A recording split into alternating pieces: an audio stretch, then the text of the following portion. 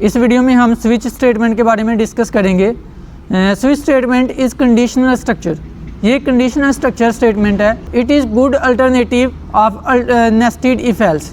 ये nested if else statement का एक अच्छा अल्टरनेटिव है।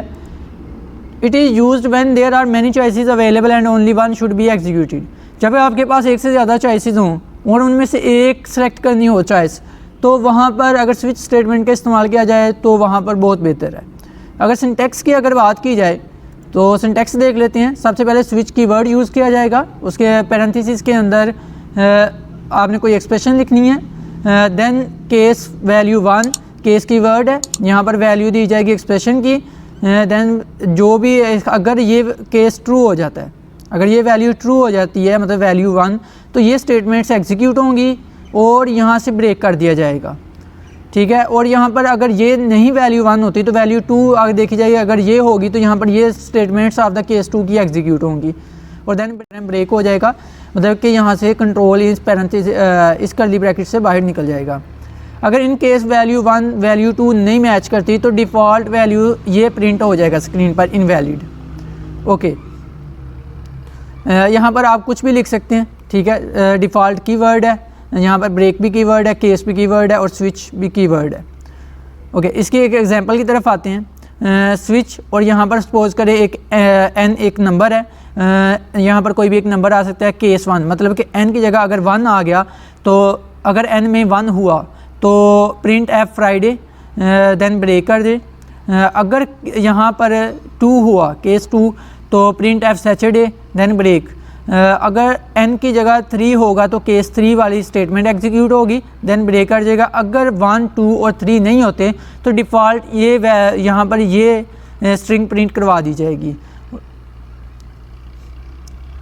अब इसकी प्रैक्टिकल एग्जांपल की तरफ हम मूव करते हैं। यहाँ से मैं डेव C++ ओपन कर लेता हूँ, Ctrl+N प्रेस करेंगे तो न्यू फाइल क्रिएट हो जाएगी। यहाँ पर सबसे पहले हेडर फाइल्स इंक्लूड की जाएंगी।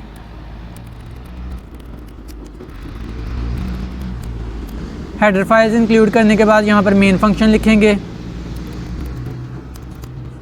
यहाँ पर एक वेरिएबल मैं डिक्लेयर कर देता हूँ।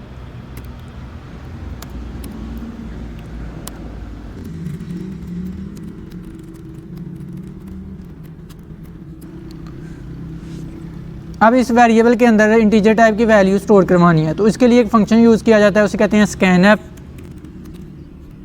यहाँ पर फॉर्मेट स्पेसिफायर देंगे। यहाँ पर फॉर्मेट स्पेसिफायर %d इसलिए दिया गया है क्योंकि इंटीजर टाइप वेरिएबल के अंदर वैल्यू स्टोर करवाने के लिए हमें फॉर्मेट स्पेसिफायर %d को यूज़ करना पड़ता है।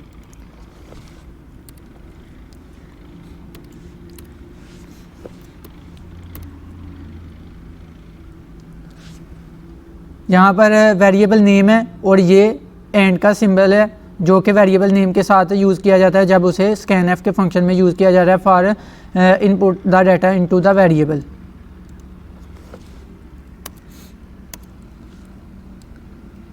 अब हमने स्विच स्टेटमेंट से चेक करना है कि इस वेरिएबल में अगर वैल्यू 1 हो तो क्या प्रिंट हो, वैल्यू अगर 2 हो तो क्या प्रिंट हो स्क्रीन पर। तो इसके लिए मैं स्विच स्टेटमेंट यूज़ करूँगा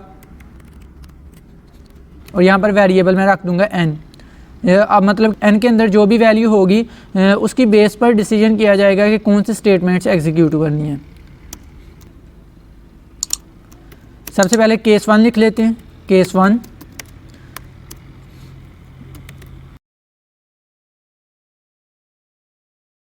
अब केस 2 लिख लेते हैं।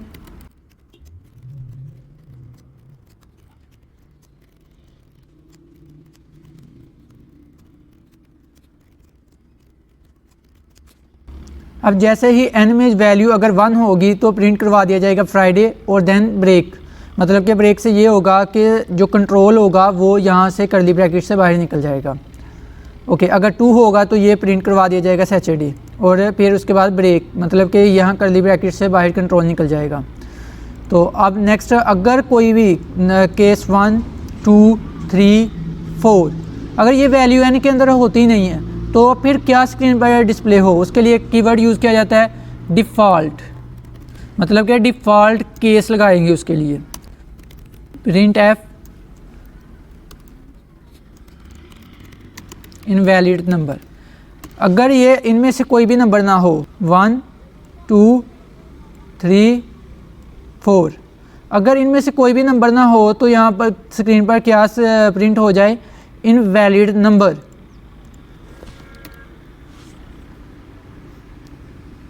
यहाँ पर प्रोग्राम लिख दिया गया है, इसको कंपाइल एंड रन करते हैं। यहाँ पर कंपाइल एंड रन पर मैं क्लिक करूँगा। इससे पहले फ़ाइल को सेव करना चाहिए, तो फ़ाइल को सेव कर लेते हैं स्विच के नाम से। किसी भी नाम से आप सेव कर सकते हैं, लेकिन उसकी एक्सटेंशन .c रखनी है क्योंकि ये C लैंग्वेज का प्रोग्राम है। तो यहाँ पर मैं सेव पर क्लिक कर देता हूँ। यहाँ पर एरर है जी, यहाँ पर आना है conio.h।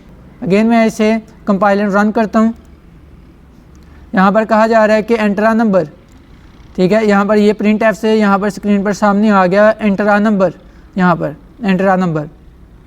अब स्कैन एफ से इस वेरिएबल n के अंदर n वेरिएबल के अंदर कोई भी एक नंबर इंटीजर टाइप नंबर हम एंटर कर सकते हैं। फॉर एग्जांपल यहाँ पर मैं एंटर करता हूँ 3, ओके।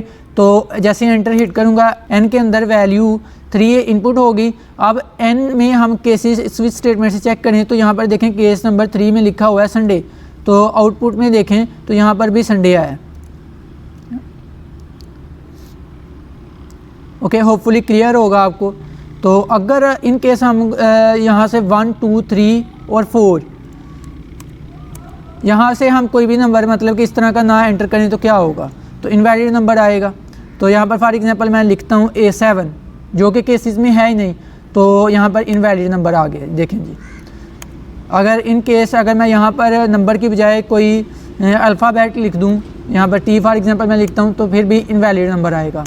होपफुली आपको क्लियर होगा कि स्विच स्टेटमेंट क्या है और ये कैसे काम करती है। अगर आपका कोई क्वेश्चन है तो आप कमेंट्स के ज़रिए पूछ सकते हैं।